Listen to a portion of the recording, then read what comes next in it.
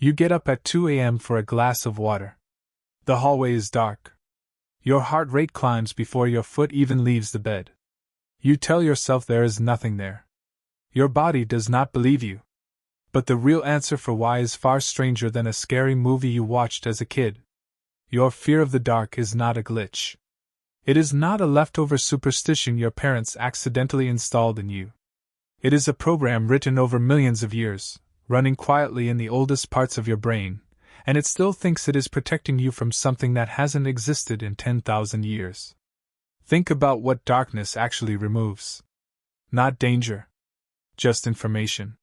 Your eyes, the sense you rely on for almost everything, go from gathering thousands of signals a second to gathering almost nothing. And your brain hates a vacuum of information more than it hates almost anything else. Silence is not neutral to it. Silence is a question with no answer. What filled that silence, for nearly the entire span of human existence? Predators did. For most of the last 2 million years, your ancestors slept in landscapes shared with animals that could kill them in seconds. Lions, leopards, hyenas, snakes that struck without warning. None of these hunters cared about your ancestors' schedules. Many of them preferred the dark, because darkness was exactly when human eyesight became useless and human hearing became the only early warning system left. A rustle in the grass at noon was probably wind. That same rustle at midnight was a coin flip between wind and death. The evolutionary biologist Daniel Bloomstein, who has spent decades studying how animals detect and respond to threats, has shown again and again that fear systems are tuned by exactly this kind of asymmetry. When the cost of missing a real threat is your life, and the cost of a false alarm is just a racing heart, natural selection does not build a cautious brain. It builds a paranoid one. Evolution does not care about your comfort at 2 a.m. It only cares that enough of your ancestors survived long enough to have children who inherited the same jumpy nervous system. So somewhere in your skull, wired in before you were born, sits a threat detection system that was built by 10,000 generations of near misses and lucky escapes. It doesn't update itself based on your city having no lions. It doesn't know that your hallway has a smoke detector and a deadbolt. It only knows one ancient rule. Reduced visibility plus unexplained sound equals possible predator. Run the alarm. Ask questions later? Here's where it gets stranger though. Because this isn't only about literal predators anymore. Your brain has taken that ancient alarm system and started using it for almost every kind of threat you can imagine, including ones that were never physical at all.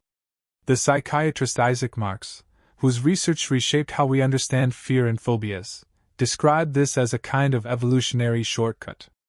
Certain fears are not learned the slow way, through trial and error. They are prepared. Preloaded. You don't need to be bitten by a snake to flinch at one. You don't need to be attacked in the dark to feel your stomach drop when the lights go out. The fear comes pre-installed, waiting only for the right conditions to switch it on. Darkness is one of the oldest triggers on the list, right up there with heights, and spiders, and the sudden absence of a floor beneath your feet. Notice what all of those have in common. Each one strips away a form of control. Height removes your ability to catch yourself. A collapsing floor removes your footing. And darkness removes your ability to see what's coming. Your nervous system doesn't distinguish between an actual monster and the mere possibility of one it cannot rule out. Uncertainty itself is the threat. Isn't it strange that not knowing can feel just as dangerous as knowing something is wrong? This is also why children are more afraid of the dark than adults, on average, and why that fear so often peaks between the ages of 2 and 8. At that age, a child's imagination has developed faster than their ability to reason away improbable threats. They can vividly picture a monster under the bed. They cannot yet reliably tell themselves that monsters are not real and mean it all the way down. Their brain fills the informational vacuum of a dark room with the most frightening explanation available, because an ancient, silent rule insists that assuming danger is safer than assuming safety. And then there is fire. For as long as humans have controlled flame, they have used it to push back against the dark, and the anthropologist Richard Wrangham has argued that this control of fire may be one of the most transformative moments in our entire evolutionary story. cooking food, extending the day, gathering a group of exhausted, vulnerable primates into a tight circle of light where predators could be seen coming from any direction. A campfire was not comfort. It was survival infrastructure. It turned nightfall from 12 hours of vulnerability into 12 hours where at least the immediate circle around you was known and visible. Think about what that means for your instincts today. For hundreds of thousands of years, light was not a convenience. Light was armor. Every generation of your ancestors who huddled closer to the fire when the flames dimmed, who felt a spike of unease as the light shrank, passed that same unease down to you. You don't consciously remember any of it. But your body responds to a flickering bulb or a hallway with no light switch nearby as if it were a fire burning low in the middle of the savannah. The evolutionary psychiatrist Randolph Ness has spent much of his career making a simple but unsettling point. Anxiety is not a malfunction. It is a smoke detector, and smoke detectors are built to go off far too often rather than too rarely, because the cost of a false alarm is a moment of annoyance, while the cost of a misreal fire is death. Your fear of the dark is the smoke detector of your species. It is loud, oversensitive, and occasionally embarrassing when you sprint up the basement stairs from absolutely nothing. But it was never designed for accuracy. It was designed to keep just enough of your ancestors alive to become your ancestors. So what do you do with an alarm system this old, running in a world it was never built for?